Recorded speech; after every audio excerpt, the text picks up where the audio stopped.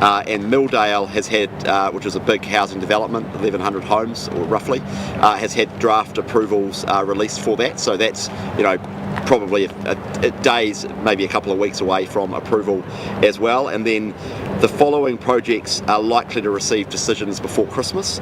So Drury Metropolitan Centre, Waihi North, Kings Quarry Expansion Stage 2, Drury Quarry Expansion, the Sutton Block, Ryans Road Industrial Development, Rangatapuni and the Tekapo Power Scheme. So that's 1, 2, 3, 4, 5, 6, 7, 8 are all decisions before Christmas.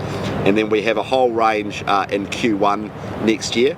And then there are 5 projects currently being assessed before a panel is appointed, and I've referred 13 other projects into the fast track process, and they're working their way through the applying. So all up, there's about 40 projects in the fast track right now, many with as I say, a number of decisions expected before Christmas, quite a lot more in Q1 next year.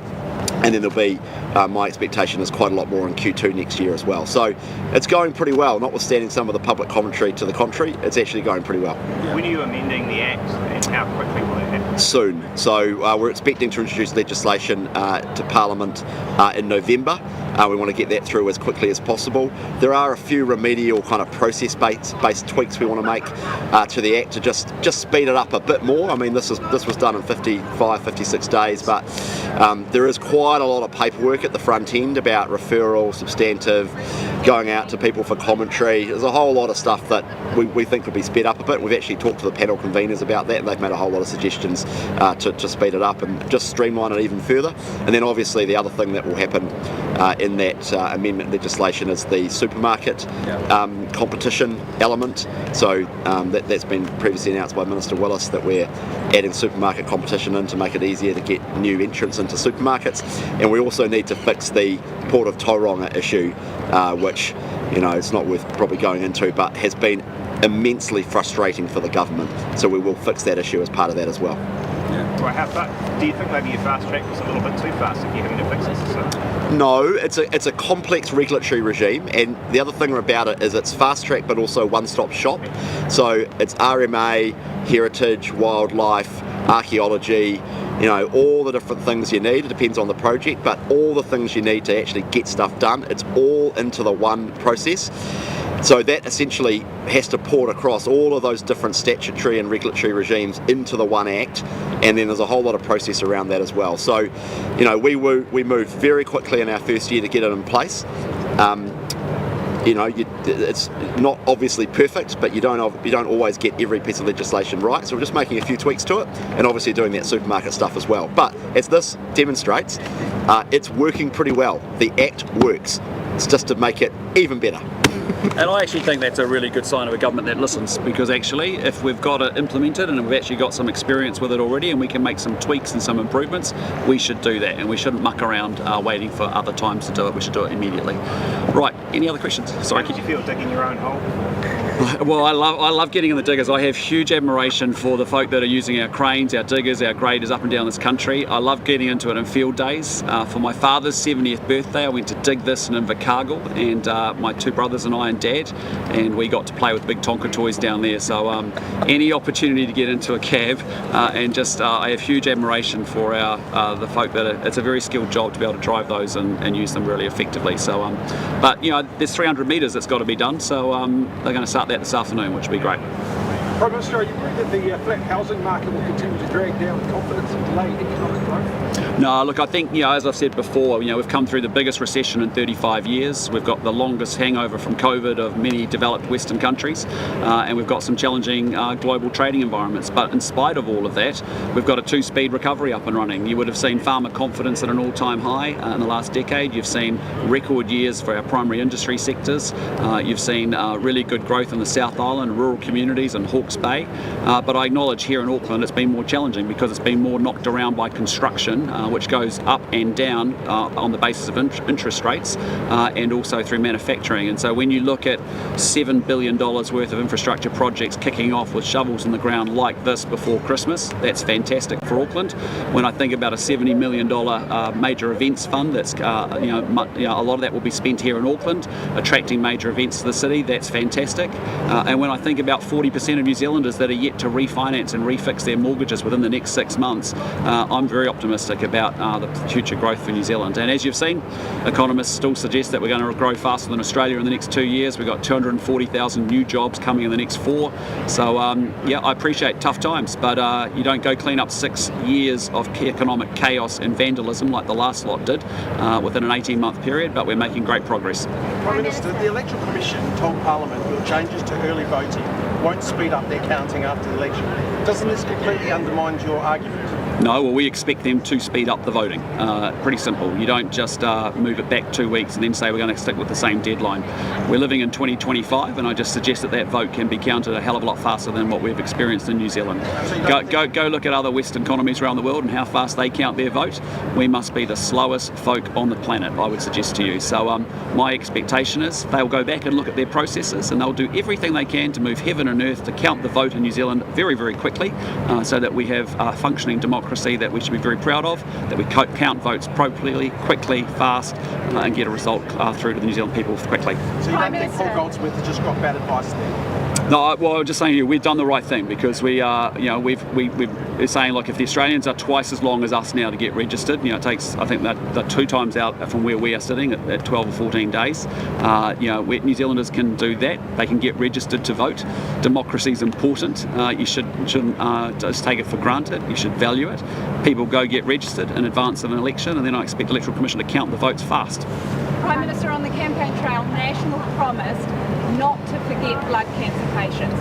What are you going to do for them, and what is the timeline? Well, what we've done is, as you know, we've increased spending in healthcare in our first year by almost $17 billion. In our second year, we stepped it up another 7%. But the thing I'm proudest of is we're doing more for cancer than any government in recent history. We've spent $604 million on 66 new medicines, of which 6 of them were for blood cancer.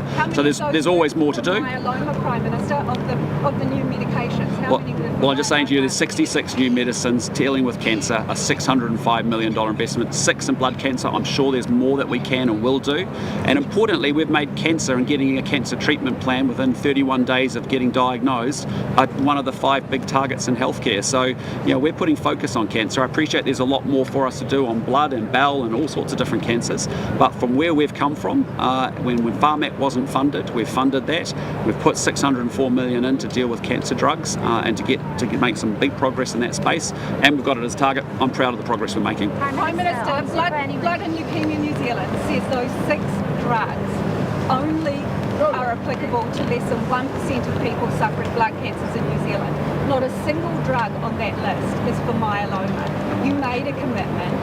When are you going to deliver on the promise? Well, we are. We're delivering. We put $605 million into cancer drugs.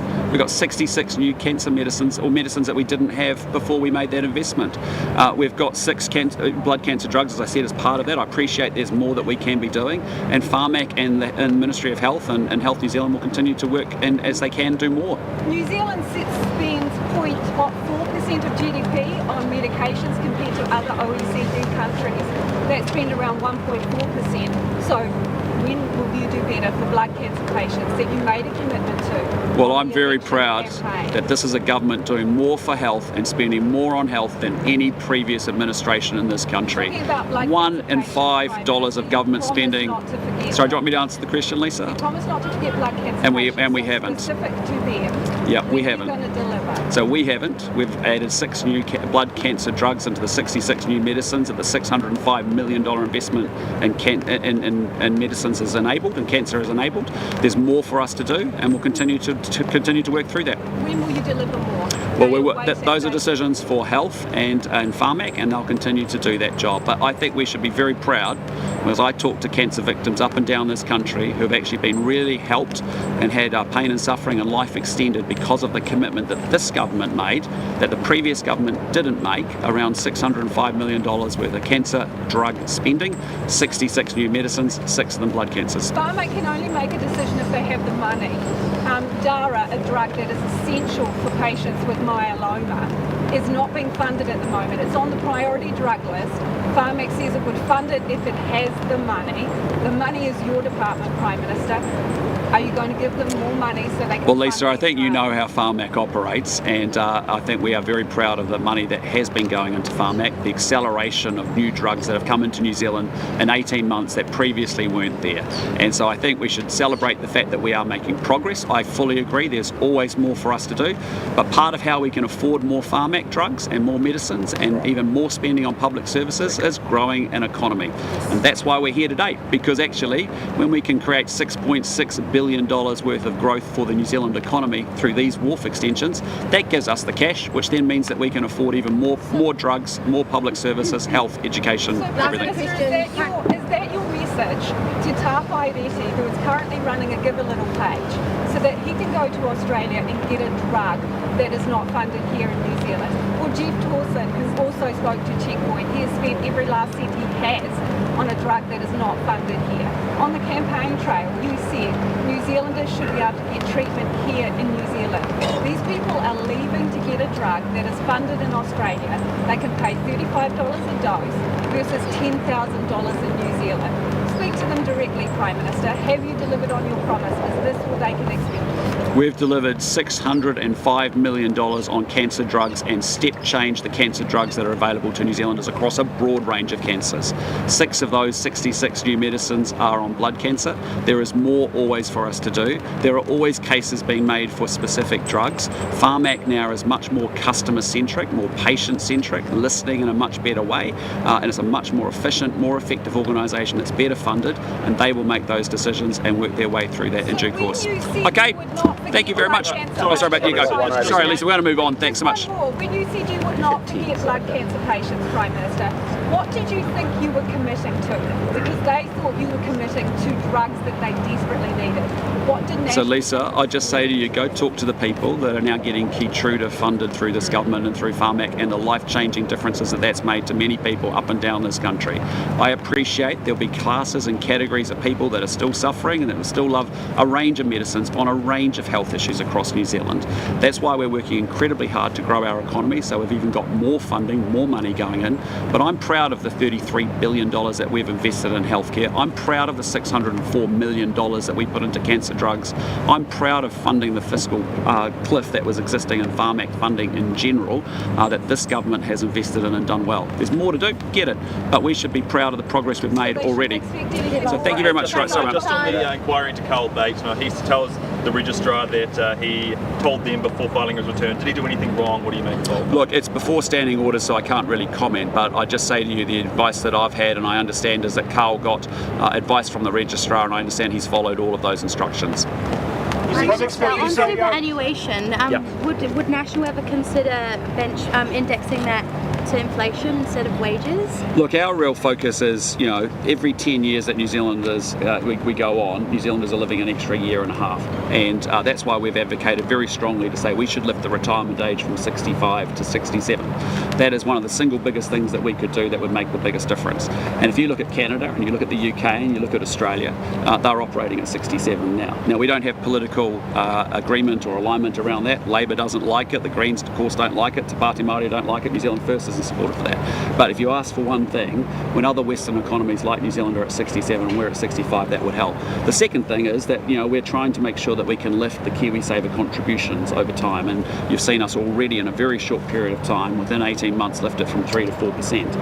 And that's so that people actually can augment, through their KiwiSaver accounts, get a bigger contribution over that long run time of compounding effects of interest and dividends. A recent Treasury report suggested that you guys do index superannuation to inflation. Would you consider that? It's not something that we've considered at this point. What we are focused on is making sure we grow the economy, and that's really the number one thing that we have to do. And what we've got to stop doing is what the previous administration did, was a huge amount of wasteful spending. Spending went up 84%. We lost formation on inflation. It went up over 7.2%. Interest rates went through the roof. It put the economy into recession. People start losing their jobs.